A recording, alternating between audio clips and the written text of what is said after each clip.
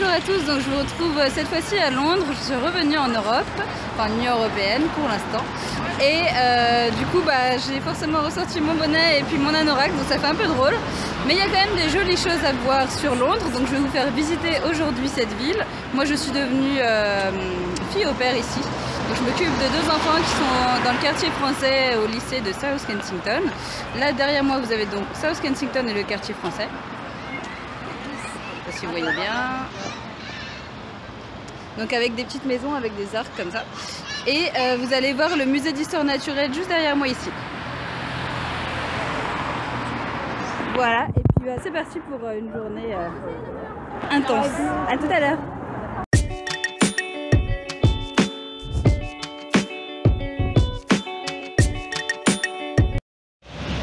Alors cette fois nous arrivons sur le quartier de Chelsea, un peu branché. On se rapproche doucement du centre de Londres, de l'hypercentre de Londres en fait. Derrière moi vous avez une super boutique de souvenirs, je vais essayer de vous montrer ce qui se fait.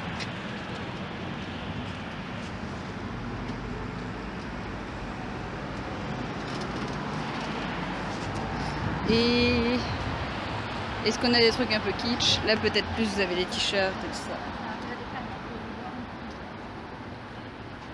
Et ça. Donc assez typique. Et du coup en face, vous avez Harrods. Harrods c'est un peu les galeries Lafayette anglaises. Donc du coup très connu. Vous pourrez trouver de la nourriture ou un peu de tout, des produits pour la maison, des vêtements, etc. C'est pas donné forcément, mais c'est assez sympa. Et du coup à Noël c'est très éclairé. Donc le magasin est immense, je vais y aller tranquillement, je pourrais pas forcément vous faire visiter parce qu'on est samedi et qu'il y a du monde. Mais après on va se diriger tranquillement vers les autres monuments du centre-ville. Donc là c'est à un quart d'heure à peu près à pied de là où j'étais tout à l'heure. Donc on a juste à remonter Old Brompton Road. Et après vous avez Hyde Park et vous pouvez remonter encore à pied. Donc soit vous prenez le métro avec la Piccadilly Line, soit vous pouvez tout faire à pied. C'est l'avantage de Londres, on marche beaucoup mais tout se fait à pied. Donc du coup avec des distances qui sont un peu moins grandes qu'à Sydney par exemple ou à New York. Donc finalement vu que les transports sont un petit peu chers, n'hésitez pas à vous promener. Vous pouvez voir des maisons typiques aussi comme ça et puis ça vous permettra de souffler un peu. Même au mois de mars on peut souffler et on peut marcher dans la ville, donc 15-20 minutes à chaque fois. Et comme ça on en prend plein les yeux, voilà. Allez, à tout à l'heure.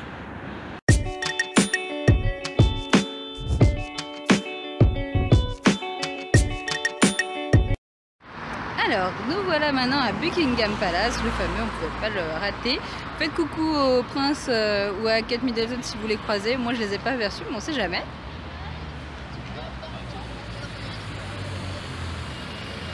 Voilà, on vient de croiser des chevaux royaux puisque vous avez tous les jours des espèces de cérémonies vers 11h, 11h30 le matin. Certaines commencent à 10h30 si vous voulez vraiment voir les chevaux s'entraîner. Et donc ça c'est à 2 pas en fait de Buckingham Palace, puisque là vous avez un taxi rigolo, taxi anglais, puisque vous avez juste à continuer la route qui va en face, qui mène au St James Park. Et là vous avez un peu d'eau pour vous détendre, vous pouvez vous poser dans le parc, vous pouvez regarder les petits écureuils. Et vous pourrez également donc rejoindre l'endroit où la cavalerie s'entraîne. Là derrière moi vous allez voir, donc il y a pas mal de gens, hein. Vous allez voir aussi Green Park, donc ça c'est l'entrée de Green Park. Et puis on va faire un petit stop au St James Park justement pour que vous puissiez voir de quoi ça a l'air, parce que c'est quand même l'un des parcs préférés dans la ville, voilà. Et voici St James Park, donc du coup vous avez la végétation qui est en train un peu de reprendre son cours là. Il commence à planter, je ne sais pas si vous voyez des petites jonquilles et tout ça. Vous avez derrière moi, vous allez voir le fleuve.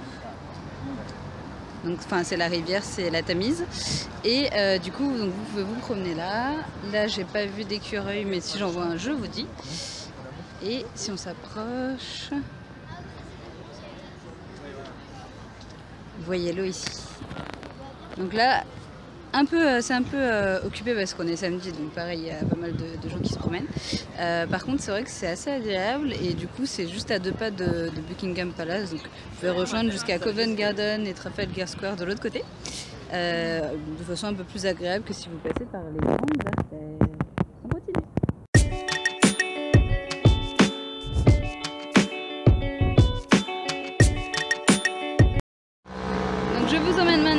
Trafalgar Square qui est assez célèbre à Londres.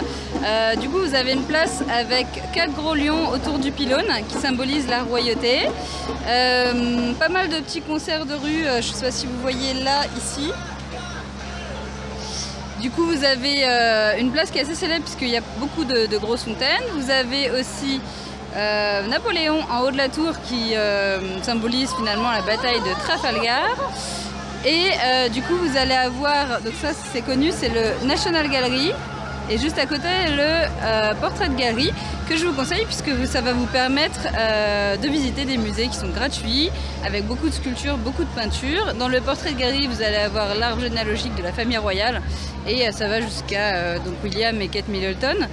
Vous avez pas mal de représentations de Lady Di également. Et au National Gallery, vous allez voir un peu de l'art mondial, on va dire. Donc, avec des œuvres européennes des Pays-Bas, même de France. Mais vous allez voir aussi beaucoup d'œuvres anglaises et c'est vraiment chouette et vous pouvez donner donc ce que vous voulez. Donc n'hésitez pas à faire un tour. Sinon, donc, chose rigolote, donc ici c'est un peu le vivier artistique, hein, je ne sais pas si vous entendez derrière moi. Chose rigolote, donc là tout au fond vous allez voir Big Ben, je ne sais pas si vous le voyez, là, il y a Big Ben. Et vous avez donc 4 pylônes sur la place. Il y a 4 grands pylônes, vous voyez peut-être ceux dans le coin là-bas ou ceux-là. Et vous en avez toujours un, donc il y a 3 statues classiques, et il y en a toujours un qui est dédié aux artistes locaux britanniques. Là en ce moment c'est un pouce géant et à toutes les saisons ça change, donc vous allez le voir. Hop, il est où le gros pouce?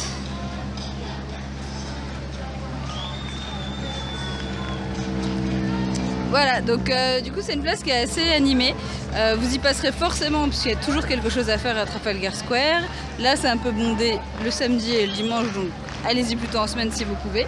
Et tous les jours il y a des animations, hein, donc y compris la semaine. Là vous avez une église qui est très sympa parce qu'ils font souvent des œuvres caritatives pour les jeunes. Et du coup ça vous permet de pouvoir écouter des petits concerts gratuits ou de donner ce que vous voulez, pareil, donc n'hésitez pas à rentrer. Derrière moi il y a Pikachu, je ne sais pas si vous le voyez, donc rien à voir, on ne sait pas pourquoi il est là. Et vous avez aussi des Yoda volants, on ne sait pas pourquoi ils sont là non plus, mais vous risquez de bien rigoler en tout cas ici. Et ça représente bien Londres, c'est-à-dire que vous avez à la fois des choses très classiques, des choses très modernes, très kitsch, qui côtoient des choses vraiment voilà, rigolotes, trash, un peu rebelles. Voilà. Bon allez, on continue notre promenade.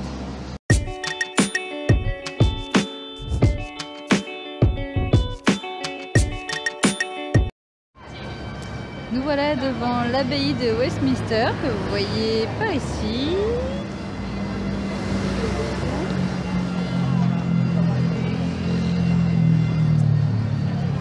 Voilà, et du coup vous allez voir Big Ben de l'autre côté sur un petit fond de cornemuse, il y a toujours des joueurs de cornemuse ici.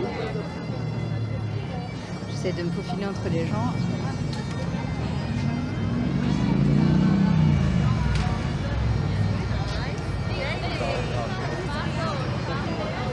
Voilà, donc c'est la maison du Parlement. Enfin, c'est la maison du Parlement, donc là il parle beaucoup de Brexit, il y a beaucoup de journaux socialistes notamment autour de cet endroit. Pas mal de bus de touristes aussi. Et du coup, donc effectivement, c'est là où ils prennent leurs grandes décisions qui impacteront peut-être l'Europe prochainement. Nous, on va se diriger vers une comédie musicale. Là, c'est la petite surprise du jour, puisque c'est typique à Londres. Et je vais aller voir une comédie musicale qui s'appelle Beautiful. Donc c'est parti. Donc du coup, nous voici devant le théâtre, Aldwych Theatre pour moi. Et ce qu'il faut savoir, c'est que pour les comédies musicales, en fait, vous avez un seul spectacle qui est joué dans un seul théâtre. Donc c'est un peu différent de la France. Du coup, vous avez une masse de théâtre qui est impressionnante ici. Vous avez peut-être 20 ou 30 théâtres différents. Pour les musicals, donc soit vous avez des tickets moins chers sur internet, sur des sites comme ticketlondon.com ou ce genre de choses. Soit sinon vous pouvez aller dans le centre-ville vers Leicester Square où on va passer tout à l'heure, où souvent vous avez des prix moitié prix, donc quand c'est le week-end il faut mieux s'y prendre avant.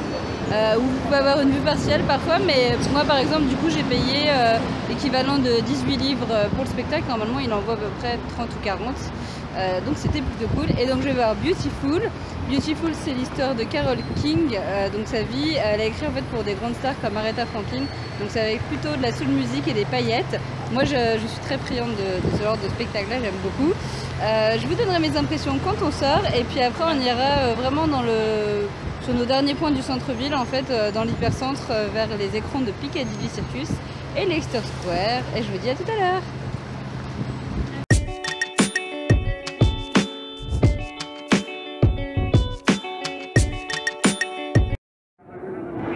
Alors, donc je vous retrouve. La comédie musicale était vraiment cool. Ça met du baume au cœur. Tout le monde s'est levé à la fin pour applaudir et tout ça, donc c'était vraiment chouette. Ça dure à peu près 2 heures. Il y a une entracte de 20 minutes au milieu à chaque fois.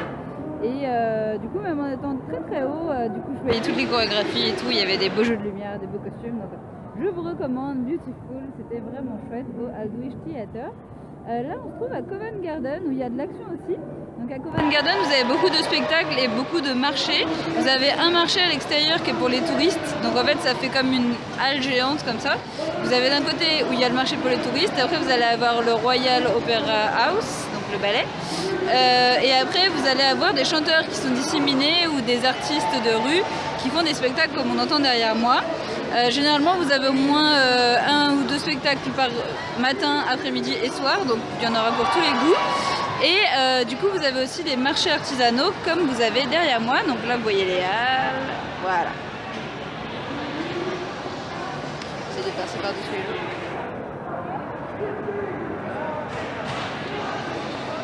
Donc voilà, donc Covent Garden c'est aussi un endroit un peu immanquable, vous y passerez forcément.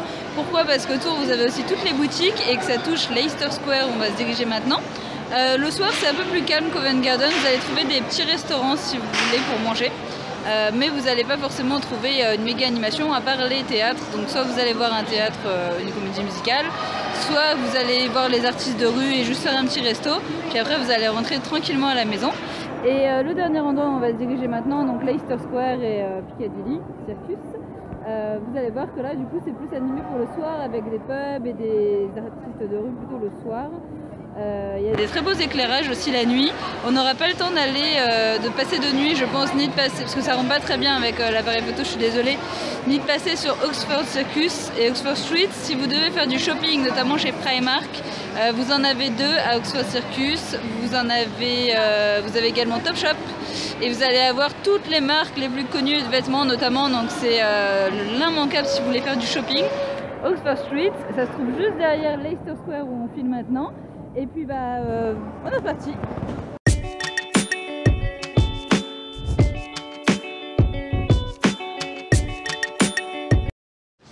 Donc on se retrouve à Leicester, du coup derrière moi on est sur la grande place, vous avez la boutique Nickelodeon et M&M's, la boutique Lego aussi ici, donc c'est un petit peu la fête.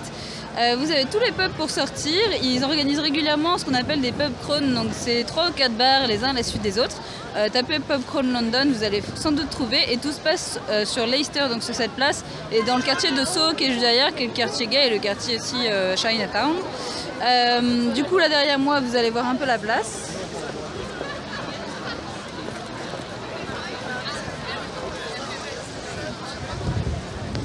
Donc vous y trouverez tous les bars, vous y trouverez un casino, vous y trouverez aussi pas mal de restos et 2 gros cinémas où 50 nuances degrés et La La Land sont en tête d'affiche pour l'instant.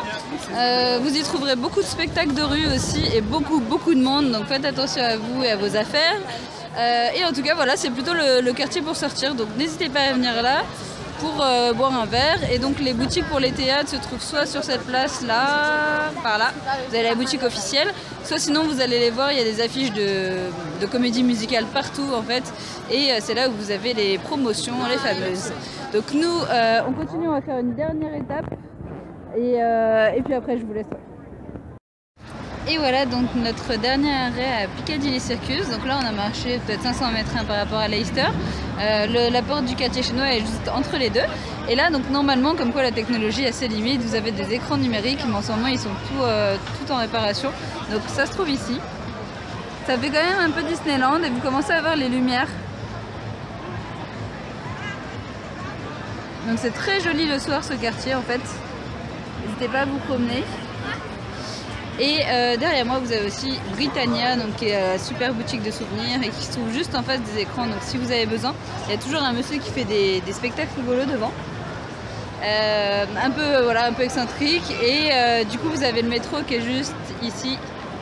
Hop, donc vous pouvez rattraper très facilement sur sur cette station de Piccadilly Circus, tout le centre-ville. Nous, donc on va se laisser pour de nouvelles aventures. Je ne sais pas où je vous retrouverai la prochaine fois, parce que je vais rester là un petit moment. En tout cas, ça m'a fait plaisir de partager ces petits moments à Londres avec vous. Je vais retourner en banlieue à Acton Town en prenant le métro. Et voilà, j'espère que ça vous a plu. Je vous dis à très bientôt pour de nouvelles aventures, où que ce soit.